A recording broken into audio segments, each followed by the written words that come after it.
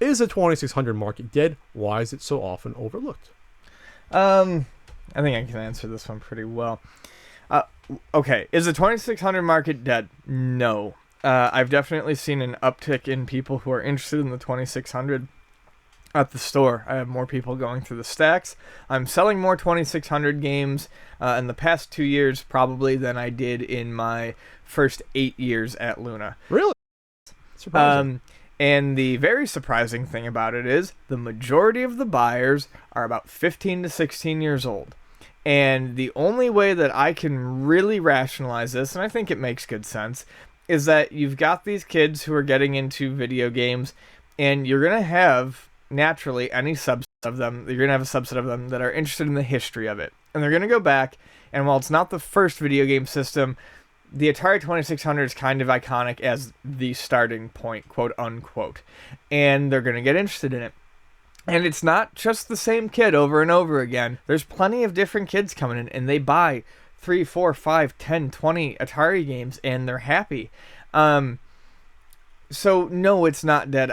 I don't think it's ever going to be as popular as it was in the late 90s, which leads to the next part. Why is it so often overlooked? I think it's largely overlooked these days because, like any system that has its time in the sun, the people who grew up with it are kind of probably over their nostalgia with it. And then there are people who aren't over their nostalgia with it and they're enjoying themselves, but they have most of what they need. So we're not selling to them.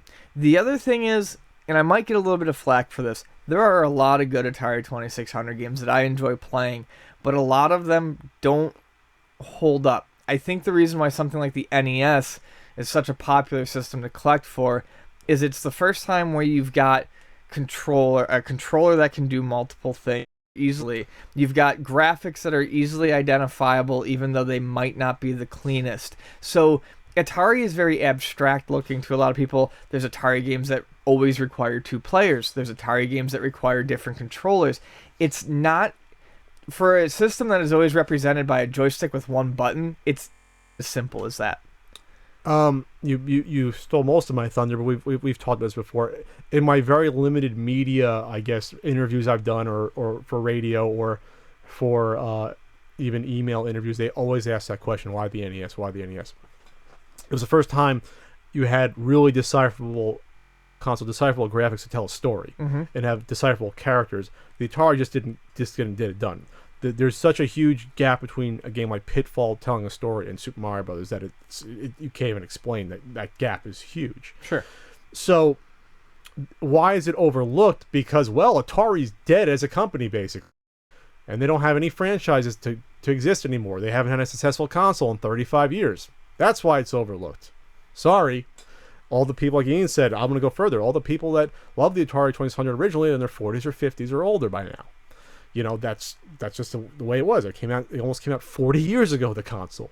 Right. Almost 40 years. Next year will be 40 years. That's insane to think about. When I found out Star Wars was like 40 years old, it blew my fucking mind. So that's why it's overlooked, is because the main people collecting video games are younger, slightly younger demographic. And like we said, it's like there's only so much you can get out of playing Asteroids in the 2600 versus any game in the NES library. And that's just the reality of it.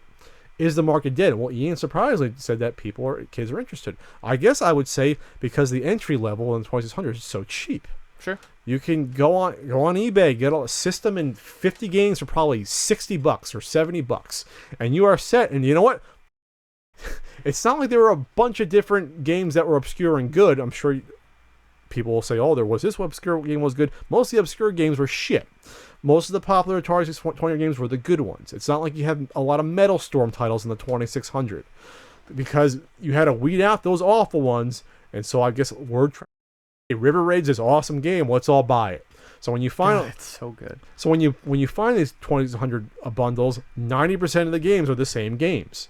You'll have those other early ones like Tic-Tac-Toe and things like that, but you're going to have people with Asteroids and Pitfall and Adventure and regular Adventure and Star Raiders. You're going to have the main chunk. Yar's Revenge. Yeah, exactly. You're going to have these, like, let's just say the 15 to 20 titles that every kid that had a 2600 had to have those, because those were the most fun ones. They're not all going to have tax avoiders, I love it when that comes in randomly.